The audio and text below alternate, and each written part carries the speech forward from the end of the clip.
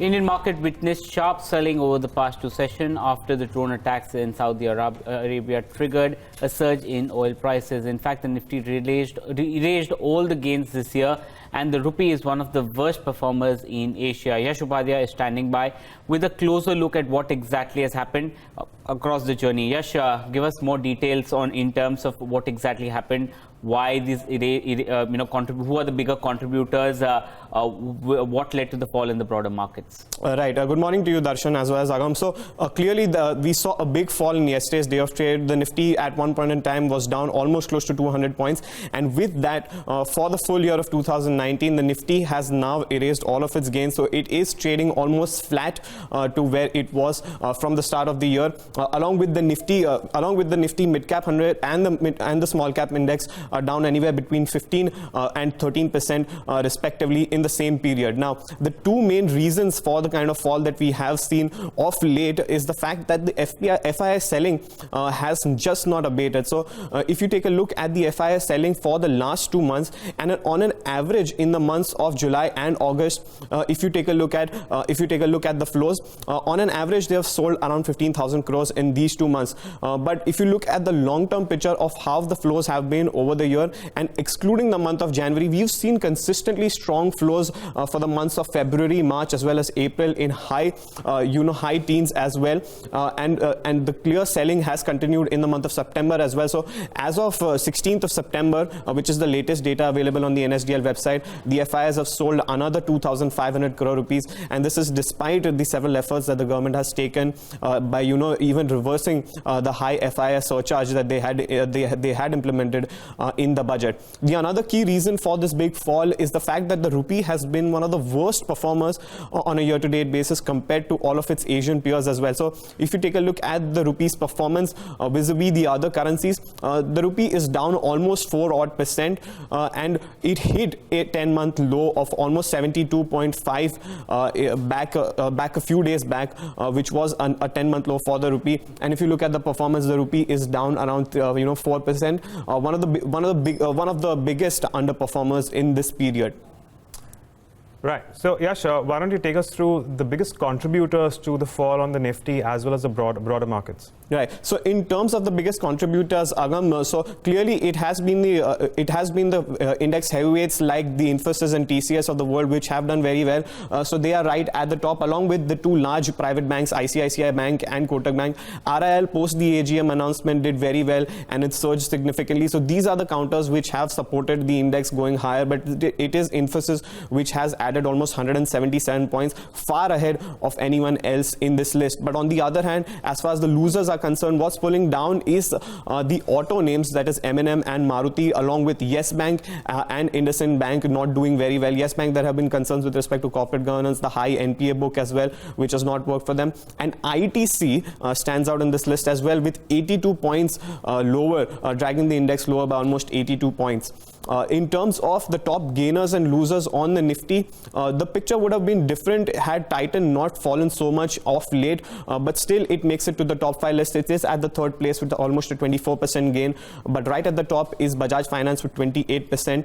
Infosys, Bharti Airtel and Kotak Mahindra Bank, they are the other two names. But on the other hand, Yes Bank is down almost 61%, Indiabulls Housing down 55%. So these have been the biggest underperformers in this period. M&M, Tata Steel and Z were the other noteworthy names to take a look at. In terms of the broader markets, first let's take a look at the Nifty Midcap Index. The index overall is down on almost 12.5% in this period, but the gains have come in largely by the chemical players like PI Industries and SRF, which are up almost 49 and 36% in this period. Bata, which has been a rank outperformer, continues to do so, hits fresh 52-week high, a fresh lifetime high on a daily basis, is up almost 38%, along with Info Edge and Manappuram Finance doing fairly well. But the losers list is completely dominated by the Reliance Group companies, Reliance Power, Reliance Infra, Reliance Capital at the top, falling anywhere between 89 to 85%. Diwan Housing not too far behind, down almost 78%, as well as the graphite electrode maker, which is HEG. As far as the small cap space is concerned, the index overall is down at least 15.5%, but the top gainers, they are the likes of Credit Access Grameen, which is up 55%, a big outperformer in terms of the latest IPOs which came out over the last 1 year period. Just Dial, PI PNG. They are the other two names which make it to the list, along with Canfin Homes and Dr. Lal Pathlabs. As far as the top losers are concerned, it is Arcom, Jet Airways, Jain Irrigation, CG Power, and IRB Infra. There have been several issues with respect to these companies. We've talking about that at length. So these are the big names that you need to watch out for as far as the top losers are concerned in the mid-cap space. As far as the sectoral indices are concerned, the Nifty Media Index is down the most, almost 27%, but that is down to the fact that Z and Sun TV, they hold the highest weightage in the index, and they have not done well at all. Z is down almost 33%, and Sun TV is too, down anywhere between 41 to 42 odd percent, if I'm not wrong. Metal Index has been severely underperforming, along with auto slowdown, hampering most of the auto stocks. PSU banks have been the underperformers. One name that stands out over here is the FMCG Index.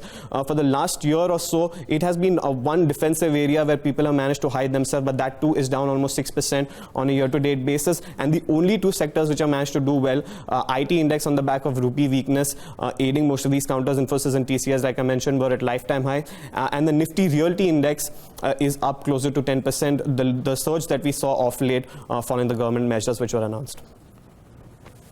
Okay, well, Yash, what about the recent Saudi attacks that we've seen, the implications and the impact that we've had on our markets, as well as, how would you compare it to other markets?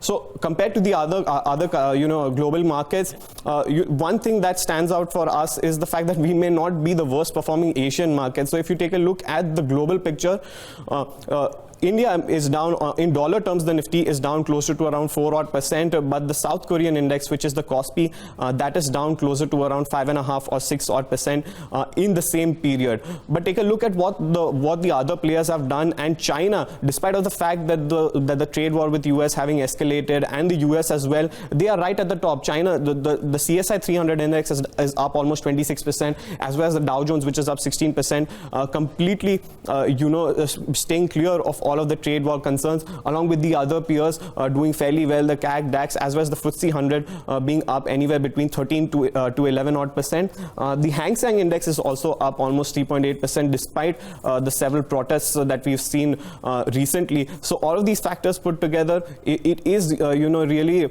a bit of a shocker that India has been one of the biggest underperformers amongst the global players.